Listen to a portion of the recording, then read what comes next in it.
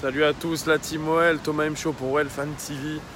Aujourd'hui, carte postale encore une fois de la French California. Pour ceux qui sont en train de bosser, je pense que ça va vraiment vite les saouler.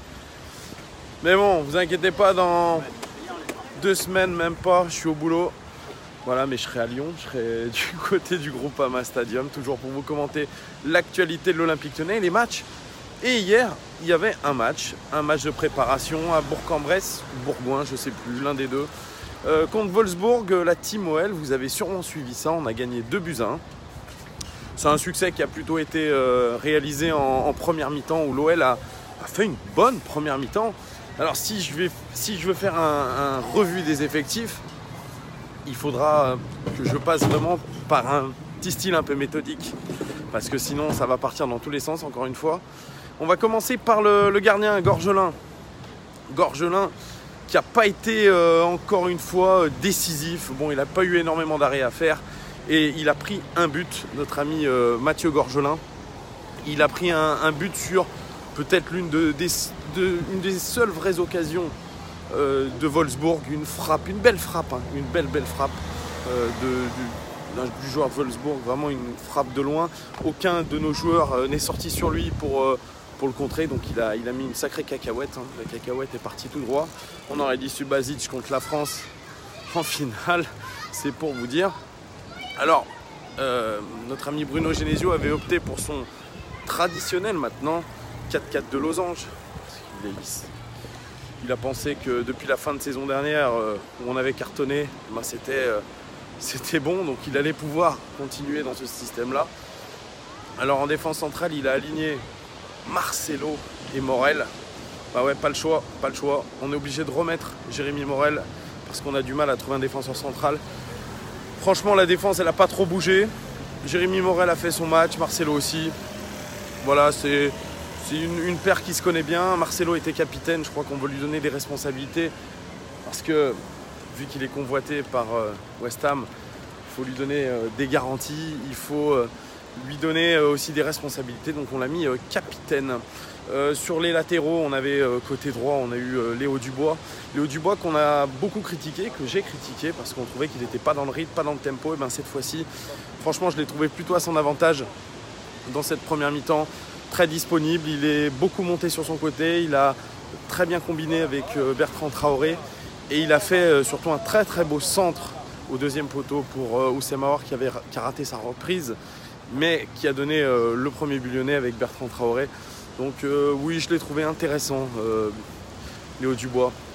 Je l'ai trouvé très intéressant sur son côté droit. Bon, c'est pas encore ça à 100%, hein. On sent qu'il est en rodage, mais je pense que ça va aller de mieux en mieux. Alors à gauche, il y avait Ferland Mendy qui nous avait impressionné, qui m'avait impressionné sur ses premiers matchs de préparation. Cette fois-ci, je l'ai trouvé pas dedans, très nerveux, très agressif.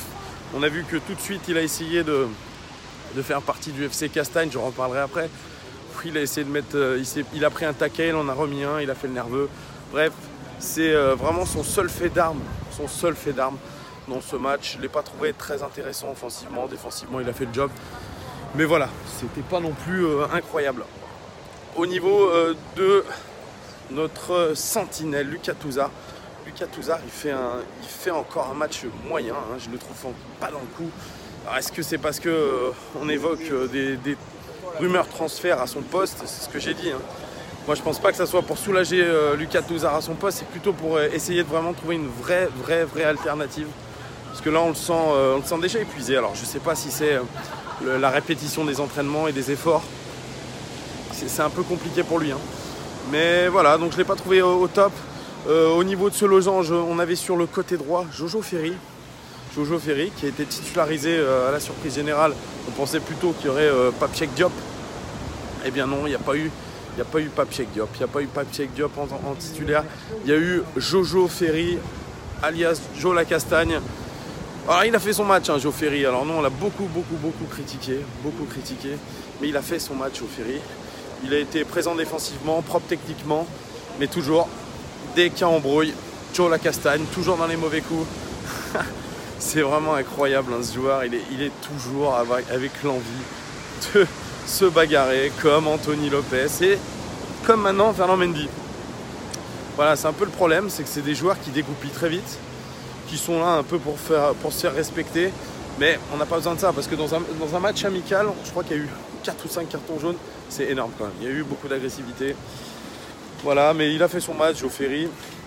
Sur le côté gauche du losange, il y avait Oussem Aouar, patte de velours, qui a fait un match correct, mais sans éclat non plus, on l'a pas trop vu, il a raté sa reprise de volée sur le centre parfait de Léo Dubois. Mais ça a profité quand même à Bertrand Traoré, heureusement. Mais je ne l'ai pas trouvé incroyable Oussem Aouar sur ce match. Et puis en pointe haute du losange, c'est ce que je lui avais demandé quand j'avais fait cette petite interview. Je pense que Martin Terrier a vraiment, vous voyez plus, a vraiment vocation à prendre la place de Nabil Fekir si il venait à partir. J'ai vu un Martin Terrier toujours sérieux, toujours capable de faire des différences, mais peut-être moins que sur les précédents matchs. Il a marqué, alors ça c'est assez incroyable, c'est qu'il a une qualité à être toujours là au bon moment et à effectuer le geste juste. Franchement, sur le corner, je crois, de Memphis Depay, il est là, il pose le pied et il met but. C'est incroyable. Le ballon lui tombe sur le pied, il fait le geste juste et il le met dedans. C'est notre meilleur buteur sur cette phase de préparation pour l'instant. Donc c'est plutôt des très bons débuts pour Martin Terrier que je critiquais, qu'on critiquait. Bon bref, c'est pas encore les vrais gros matchs. Hein. Attention, hein, c'est que de la préparation, mais c'est plutôt de bon augure. Et puis notre duo d'attaque, Memphis Depay, qui a été bon cette fois-ci. Il n'a pas marqué, mais beaucoup plus concentré, beaucoup plus consistant dans son jeu sans ballon. Il sait créer des occasions. Il a frappé au but, il a pris sa chance. Moi, je l'ai trouvé intéressant, Memphis Depay. Et puis, un qui poursuit sur sa lancée, vraiment, depuis ce début de saison. Il est en jambes. C'est Bertrand Traoré, auteur d'un but. Mais vraiment, moi, je le trouve pas mal. Hein. Après une saison de rodage la saison dernière, avec une bonne blessure au genou, qui avait un peu coupé sa progression. Là, moi, je le sens d'attaque. Il est déjà bien au point avec, je trouve, Léo Dubois. Donc c'est plutôt pas mal. Alors Bruno Genesio, lui, a dit qu'on avait fait une très bonne première mi-temps, surtout une fin de première mi-temps très bonne, mais en seconde mi-temps, on s'est arrêté de jouer. Et oui, parce qu'il a commencé à faire ses changements. On a eu la rentrée de Pape Cheikh Diop, qu'on attendait titulaire, mais qui fait une bonne rentrée, Pape Cheikh Diop. On a eu l'entrée aussi de Maxwell Cornet. Alors Maxwell Cornet, lui, pareil, il avait fait de bons matchs de préparation. Et puis là, il est rentré, excès de confiance. Il a voulu faire le flic-flap de Ronaldinho sur sa première action. Et ça s'est transformé en flop-flop, comme vous avez dit sur Twitter. Ça m'a fait beaucoup rire. Effectivement, il n'a pas fait une bonne rentrée du tout, Maxwell Cornet. C'est bien le souci. C'est bien le souci. Maxwell Cornet, c'est peut-être l'excès de confiance. Ça y est, il croit qu'il est au top. Voilà. Et ben non. Donc c'est pour ça que...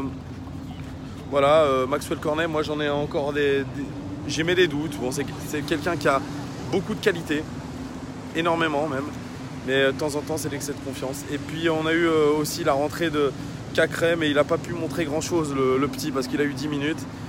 Et la rentrée de Yacine Fekir, qui a eu 10 minutes lui aussi pour se mettre dedans. Et c'est incroyable comme la gestuelle, comme le physique, tout, il ressemble vraiment à Bilon.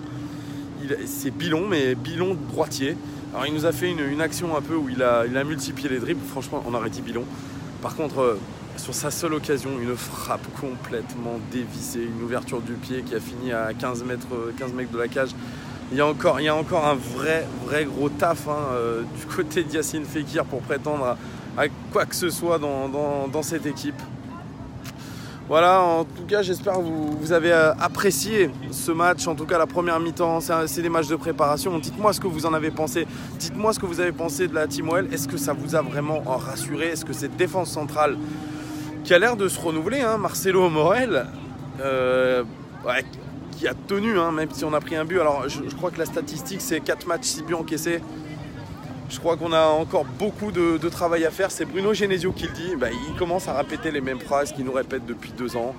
Qu'on fait une mi-temps sur 2, que la deuxième était moins consistante, qu'on a commencé à multiplier les touches de balle, qu'on s'est déconcentré. c'est du Bruno Genesio. C'est du Bruno Genesio et c'est l'ADN un peu de cet Olympique Lyonnais. Cet ADN de l'Olympique Lyonnais qui est de jouer une mi-temps sur deux. Ah oui, j'ai oublié de mentionner la rentrée de Tanguy Ndombele qui a été bon, très bon même. Toujours saillant, toujours saignant même sur ses prises de balles, sur ses contrôles orientés.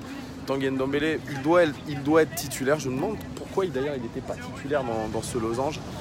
On sait que le CAC 4 de Losange, c'est un bon système de jeu mais très très exigeant et je crois que c'est le système privilégié par Bruno Genesio encore une fois, mais là sur la deuxième mi-temps il a changé son système pour avoir plus de choix possibles lors des rencontres. Imaginez, je pense que vous devez être satisfait en tant que supporter.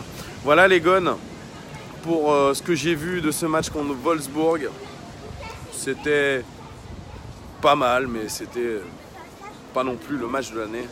Voilà, dites-moi ce que vraiment vous en avez pensé. Il n'y a que votre avis qui compte, je vous le dis. Ça m'intéresse beaucoup ce que vous mettez. Vous avez toujours des avis avisés sur les choses. En tout cas, je vous remercie encore une nouvelle fois de me suivre de plus en plus nombreux. On est un peu plus de 200 maintenant. 200 sur ma chaîne YouTube. C'est pas beaucoup, mais c'est quand même plutôt pas mal. Surtout que vous commentez pas mal et vous dites des choses très très intéressantes. Merci encore à vous. Abonnez-vous, likez, commentez, partagez.